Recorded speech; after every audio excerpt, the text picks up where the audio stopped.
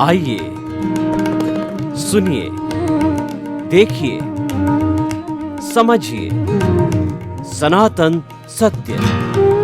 जैसी दृष्टि वैसी सृष्टि, दृष्टि विज्ञान। कुदरत, कुदरती रचना एवं कुदरत के कानून से शाश्वत सुख की प्राप्ति। जोधपुर के परम पूज्य महात्मा उपासक प्रोफेसर डॉक्टर सोहन राज तातेड़ के निर्देशन में सनातन सत्य। जैसी दृष्टि वैसी सृष्टि, दृष्टि विज्ञान।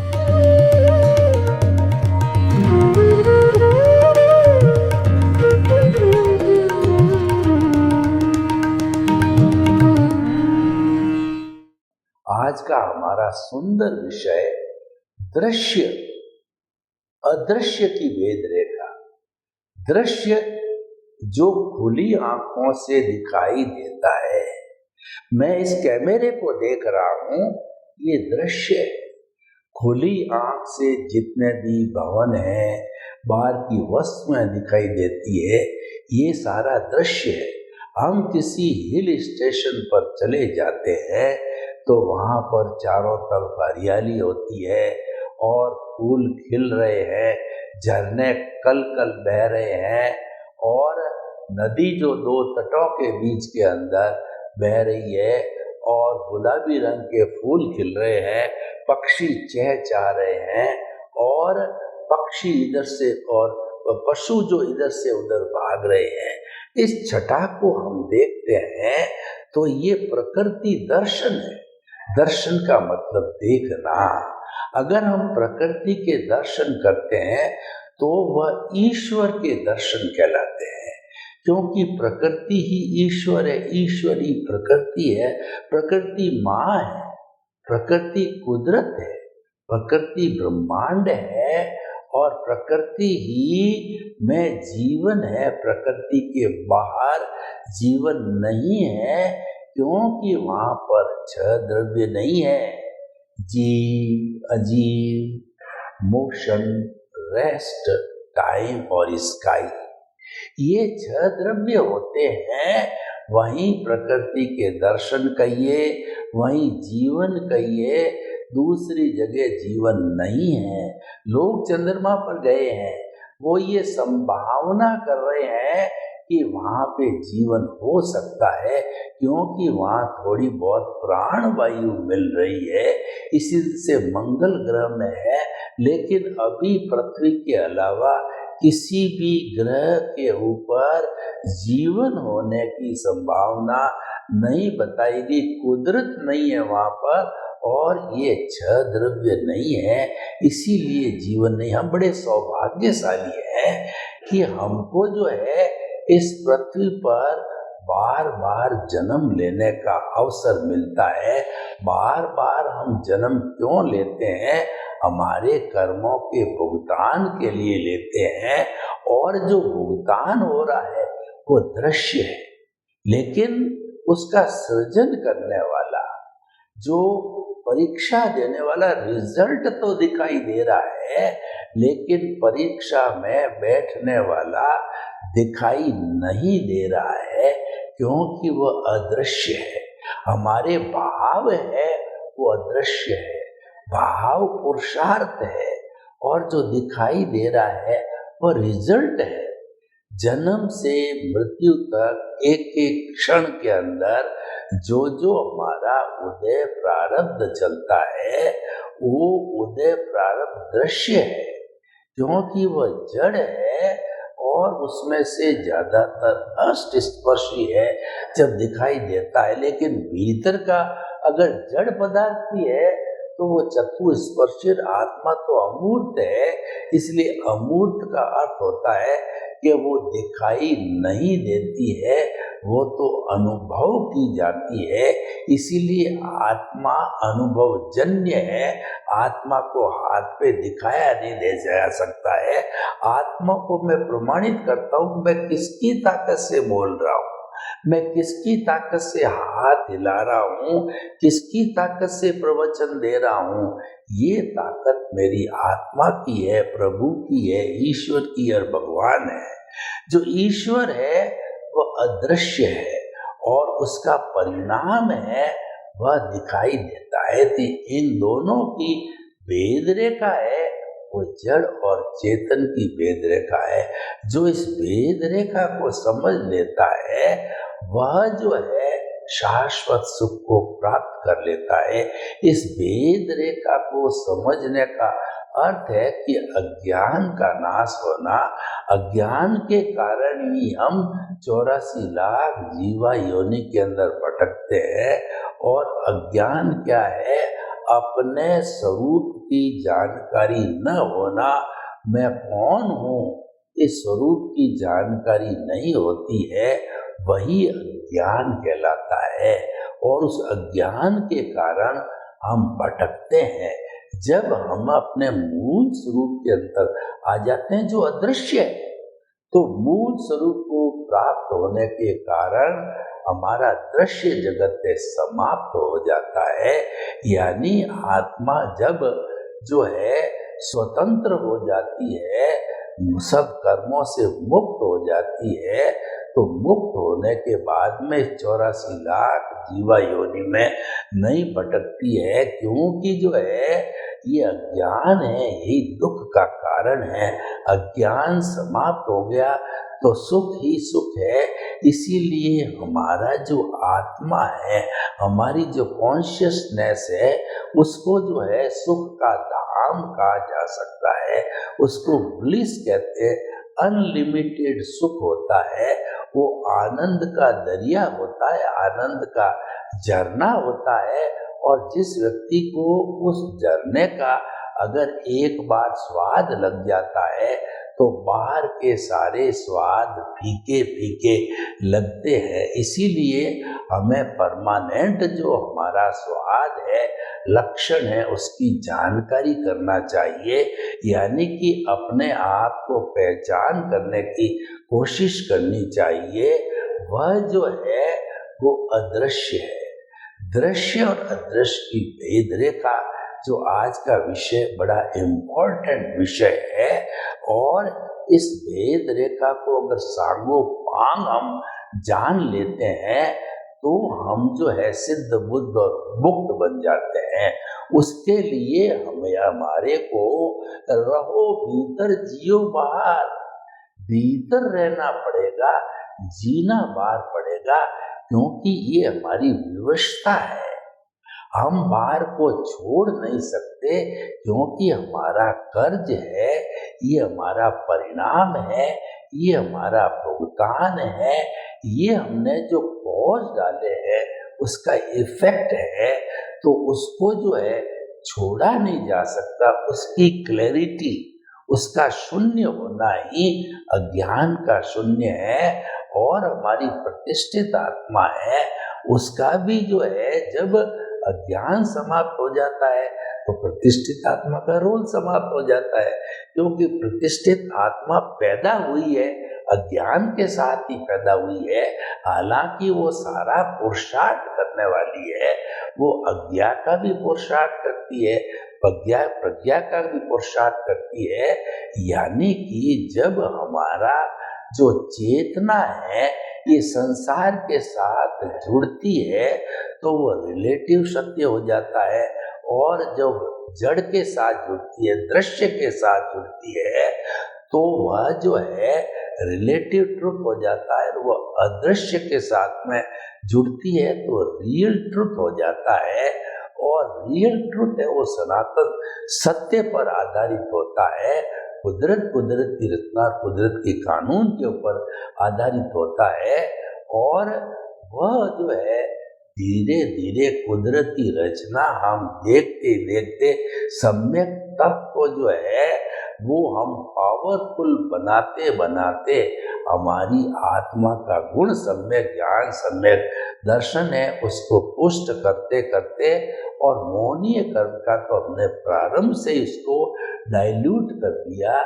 यानी कि नो ऑनरशिप नो डूअरशिप, ये सारा जो विषय है, ये दृश्य अदृश्य की जो भेद रेखा जो है वो ऑनरशिप डूअरशिप जो है वो समाप्त किए बिना भेद रेखा नहीं जानी जा सकती है। उसकी बेसिक कॉन्सेप्ट ये है कि हमें जो है अकर्ता बनना पड़ेगा, कर्ता भाव को समाप्त करना पड़ेगा। जब तक व्यक्ति के अंदर कर्ता भाव है, मैं मेरा है, मैंने किया, यह मेरा है, इस घर का मालिक मैं हूँ और मेरे परिवार का मालिक हूँ, परिवार का संचालन मैं करता हूँ, तब तक जो है ये मैं मेरा खड़ा है, तब तक हमारा दृश्य जगत खड़ा रहेगा। अदृश्य को संपूर्ण रूप से पाना बहुत कठिन है। और जो लोग सन्यासी होते हैं वो अदृश्य को देखना चाहते हैं और गृहस्थी होते हैं वो दृश्य में रहते हैं। ये बेसिक डिफरेंस है। सामान्य व्यक्ति जो है वो दृश्य के जगत में गोते लगाता है कि मैंने किया, मेरे बैल ने किया, हुआ डहे तो डहे, जिसको बहिरात्मा कहते हैं। नॉर्मल व्यक्ति खाया पिया, घर परिवार, धन संपत्ति, ऐश आराम उसी में ही रहता है। लेकिन जिसके पुण्योदय होता है, भाग्योदय होता है और इसको इसकी भेद रेखा का पता चल जाता है, तो भेद रेखा का पता चलने पर जो है वह जो है अदृश्य की जागृति के अंदर लग जाता है। अदृश्य की जो जागृति है वो वास्तव में सच्चा पुरुषार्थ है, वो हमें छोड़ना नहीं चाहिए। हम आपका जो ये अध्यात्म विज्ञान जो देते हैं उसमें दृष्टि परिवर्तन करते हैं। जैसी दृष्टि वैसी सृष्टि। हम सृष्टि को टच नहीं करते, सृष्टि को नहीं बदलते। यानी कि आपका धर्म परिवर्तन करना, आपके काम को बंद कराना, आपको सन्यासी बना देना या आपको कोई क्रिया कांड से जोड़ना, वो हमारा विषय नहीं है। हमारा विषय है दृष्टि जो कि जड़ की तरफ जा रही है उसको चेतन की तरफ ले जाओ। जड़ के पाले में नहीं रह करके चेतन के पाले में जाइए। आपको हम पाला बदलाते हैं तो वो आपको जड़ और चेतन की भेद रेखा बताते हैं। जब भेद रेखा आपको मालूम हो जाती है तो अगर आप जो है उसको गवर्न करने वाली प्रज्ञा है, हम ये कहना चाहते हैं आपकी प्रज्ञा एक बार जागृत हो गई, आपको एक बार सम्यक दर्शन मिल गया, तो निश्चित तौर पे मान के चलिए कि वो सम्यक दर्शन आयता भी है और जाता भी है। यानी कि कभी ये जीव जो है हमारा जो दृश्य जगत का जो है उदय और प्रारब्ध चलता है उसके साथ जुड़ भी जाता है, लेकिन जो प्रज्ञा जागृत है वो आपको वापस स्मरण कराएगी और आपको केंद्र में जहाँ प्रभु विराजमान है उसकी तरफ लाएगी। वो आपको हमेशा ये बताती रहेगी कि प्रभु की भक्ति में रहो, प्रभु के पाले में रहो, प्रभु का चिंतन करो, प्रभु को कभी भूलो मत, तो प्रभु को स्मरण करते रहो। तो ये जो है आत्मा का स्मरण है, ये हमको जो है वो धीरे धीरे वो अज्ञान को नाश करने में सहयोगी बन जाता है। यानी कि जो हमारी ये दृश्य और अदृश्य की भेद रेखा का अर्थ क्या कि दृश्य के कारण अज्ञान खड़ा है और अदृश्य के साथ में जो है विज्ञान खड़ा है। इस अज्ञान को विज्ञान में बदलना है। हमारा जब ज्ञान है वो विज्ञान बन जाएगा तो धीरे धीरे उस विज्ञान की सहायता से हमारा अनुभव बढ़ता जाएगा और अनुभव बढ़ते बढ़ते जब 360 डिग्री का हो जाएगा। अनुभव के बढ़ने का अर्थ ये हुआ कि हमारे स्वरूप का स्पर्श होते होते 360 डिग्री का अर्थ होता है कि स्पष्ट वेदन हो जाएगा। हमको हमारी आत्मा, हमारा स्वरूप मिल जाएगा तो वो हमारा केवल दर्शन होता है। और जिस जन्म में वो केवल दर्शन हो जाता है वो पुरुषार्थ की चरम सीमा है। फिर पुरुषार्थ की कोई आवश्यकता नहीं होती और पुरुषार्थ करने वाली यूनिट है, यानी कि जो हमारी प्रतिष्ठित आत्मा है या जुड़ा हुआ ज्ञान है जिसके कारण ये करना पड़ता है या मन है, ये सभी समाप्त हो जाते हैं और व्यक्ति अजर अमर अविनाशी बन जाता है, सिलसिला में विराजमान हो जाता है। तो भाई और बहनों, बड़ा सुंदर टॉपिक है, हमारे को इसमें दिलचस्पी लेनी चाहिए। दृश्य और अदृश्य की जो है भेद रेखा जानने का अर्थ है हमें सत्संग करनी चाहिए। सत्संग का अर्थ हुआ हमें चेतना के पाले में रहना चाहिए, अदृश्य के पाले में रहना चाहिए, क्योंकि जो अदृश्य है वो सूक्ष्म जगत है और सूक्ष्म जगत के अंदर हमारे ब्रह्मांड के बड़े बड़े रहस्य छुपे हुए हैं। अगर हम उस जगत के साथ जुड़ते हैं, उसमें गोते लगाते हैं, तो ब्रह्मांड के रहस्यों का पता चलता है। क्योंकि जो हमारा बाह्य जगत है वह जगत तो मात्र जो है भुगतान के लिए, कर्जा उतारने के लिए है। इसीलिए कहा गया है कि मन वचन काया तथा उससे जुड़ी हुई हर अवस्था मात्र कुदरती रचना है, वह व्यवस्थित है और प्रीडेस्टिन्ड है और वह परमानेंट यानी वह फिक्स है, वो जा रही है। कोई भी अवस्था आती है वो विनाशी होती है, वो जा रही है। दुख जा रहा है, सुख जा रहा है, कष्ट जा रहा है, आयु जा रही है, कर्म कट रहे हैं, ये जाने के लिए आए हैं, आने के लिए नहीं आए हैं। यानी कि ये जो भुगतान है वह हो रहा है, कर नहीं रहा हूं। करने का अर्थ है अदृश्य को जानना, हो रहा अर्थ है यानी दृश्य को जानना। जब इस तरीके से हमारी दृष्टि है वह साफ हो जाएगी, समझ साफ हो जाएगी, दृष्टि विज्ञान हो जाएगा, तो जो है हमें तुरंत ही शाश्वत सुख की नींव लग जाती है और आने वाले वर्षों में शाश्वत सुख भी प्राप्त कर सकते हैं। तो भाइयों बहनों, ये भेद रेखा जानने का जो है कार्य कौन करता है, जो कि इस शरीर को लेबोरेटरी बनाता है। देखिए, जो बाहरी जगत है यानी कि जो दृश्य जगत है, उसके सत्यों को जानने के लिए जो हमारे साइंटिस्ट है वो भौतिक लेबोरेटरी के अंदर प्रयोग करते हैं। उनका उद्देश्य भी सत्य का जानना, और जो अदृश्य को जानना चाहते हैं वो साधक लोग होते हैं, उनका भी उद्देश्य है अदृश्य को जानना। दोनों का उद्देश्य सत्य को जानना है, लेकिन एक मूर्त पे काम करते हैं, एक अमूर्त पे काम करते हैं। मूर्त दिखाई देता और अभी तक उन्होंने मूर्त पे लेबोरेटरी में वैज्ञानिकों ने काम करके 116 जो है तत्वों को ढूंढ निकाला है, जैसे कि गोल्ड है, सिल्वर है, अभ्रक है, गोल्डन है, टिटानियम है, प्लेटिनम है, इत्यादि इत्यादि।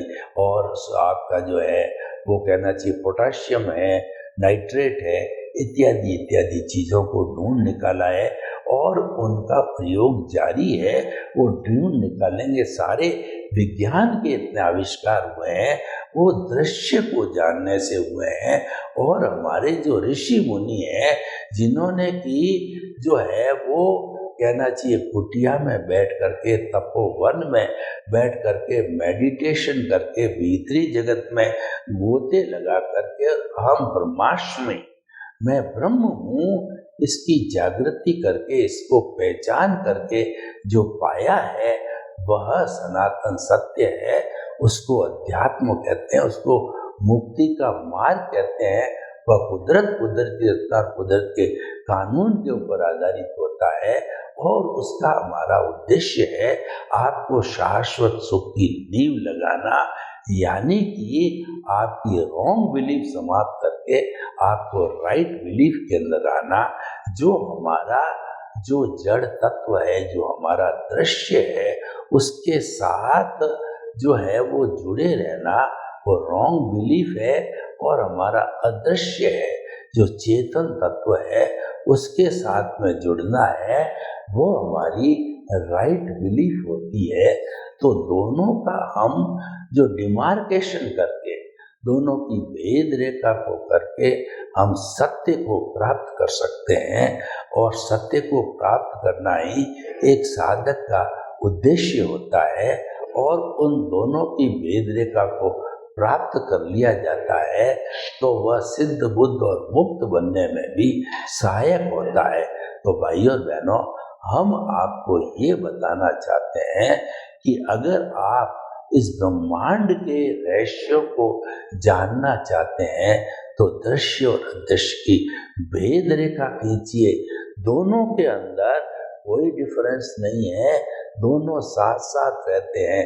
मैं आपको एक उदाहरण दूं कि राजा जनक मिथिला के नरेश, जो कि सीता के पिताई, वो विदेश को विदेह थे। विदेह को जो है वो वेदांत की भाषा में कहते हैं कि देह में रहते हुए भी देह से अलग, यानी कि वो भेद विज्ञान करते थे। भेद विज्ञान क्या था कि जड़ और चेतन का भेद विज्ञान, कि जड़ अलग है, चेतन अलग है। मैं जो है वो जड़ नहीं हूँ, मैं तो चेतन हूँ। ये शरीर मेरा नहीं है, ये नाशवान है और गलन मिलन धर्मा है। और जो मेरा चेतन तत्व आत्मा है वो अजर अमर अविनाशी है। वो भूत में था, वर्तमान में है और भविष्य में हमें रहेगा। और वह शाश्वत सुख की खान है, धाम है। तो मुझे उसको पाना है। मैं आपको बताना चाहता हूँ कि हम इतना प्रवचन कर रहे हैं जो है दृश्य अदृश्य पर। दृश्य जो जड़ है उसको पाना क्यों नहीं चाहते? क्योंकि वह टेम्परेरी है। और चेतन को पाना इसलिए चाहते हैं कि वो परमानेंट है।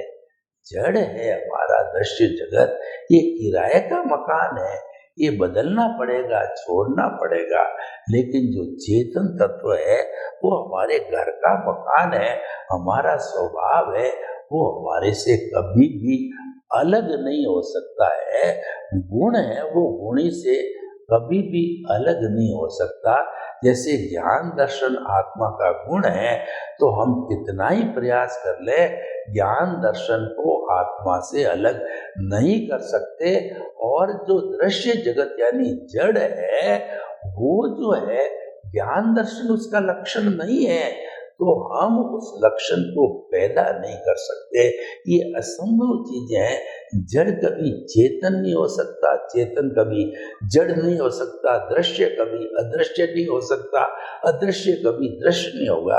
तो दार्शनिक भाषा में हम ये कहना चाहते हैं कि दोनों की मौजूदगी होगी, लेकिन धीरे धीरे जो है वो साधना के द्वारा दृश्य जगत यानी अज्ञान को, यानी रिलेटिव सत्य को भी गलत नहीं है, रिलेटिव सत्य भी जो है उसको गलत नहीं कहा जा सकता है, क्योंकि वो तो हमारा कर्ज है, वो तो जो हमारा भुगतान है।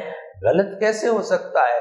वह तो देना ही पड़ेगा। हम किसी बैंक से अगर पैसा उधार लेते हैं, हम उसको गलत कहते हैं, तो गलत क्या है? उन्होंने हमारी मदद की और हमारे डेबिट किया, तो हमको जमा करा के क्रेडिट करनी पड़ेगी। और जब हम क्रेडिट करके और हमारे ब्याज सहित सूद को जीरो कर देंगे तो हम साहूकार हो जाएंगे।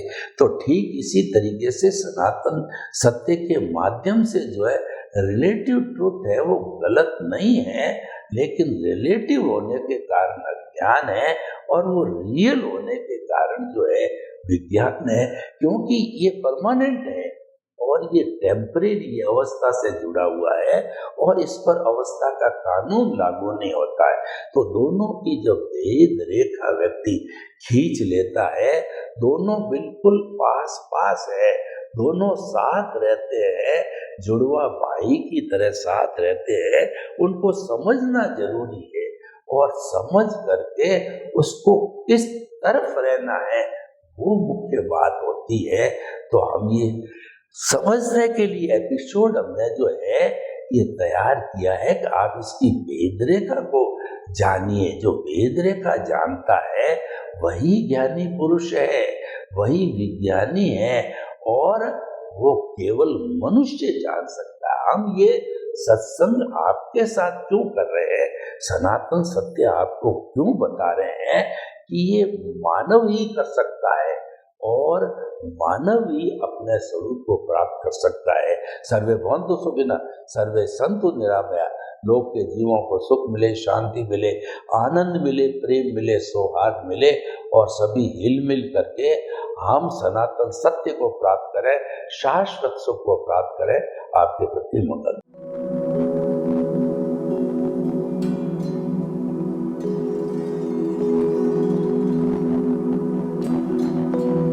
एक ऐसा अंतर्राष्ट्रीय ख्याति प्राप्त मानव जो गुरु प्रेरणा से पिछले 20 वर्षों से वानप्रस्थ जीवन जीते हुए 24 घंटे मानवता की सेवा में संलग्न है।